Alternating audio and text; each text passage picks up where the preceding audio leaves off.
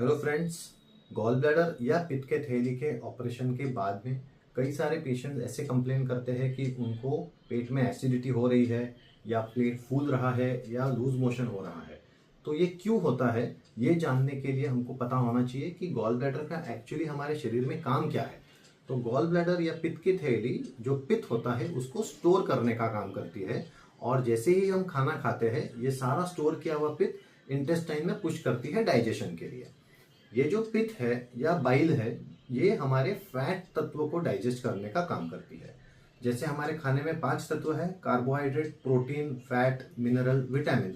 तो उसमें के फैट तत्वों को डाइजेस्ट करने का काम ये बाइल करता है या पित्त करता है। और अगर गॉल ब्लैडर निकाल दिया है तो पित्त की मात्रा इंटेस्टाइन में खाना खाने के बाद कम रहेगी। तो लॉजिकली आपको आपके खाने में बदलाव करना होगा और ये फैट की मात्रा भी कम रखनी पड़ेगी। अब फैट मतलब क्या? तो फैट मतलब तेल, घी, चीज, बटर या नॉनवेज। ये चीजें आपको अवॉइड करनी है। नॉर्मल तेल, जितना कम से कम तेल में आपका सब्जी रोटी बनता है वो आप यूज कर सकते हो। लेकिन जो एक्स्ट्रा तेल है, जैसे अगर आप फुलके बनाते हो तो ऊपर से घी लगाते हैं, या दाल राइस खाते हैं तो ऊपर से घी डालते हैं, या फ्राइड आइटम्स है, ये सब चीजें आपको ऑपरेशन के बाद कम से कम 2 महीने तक अवॉइड करनी है।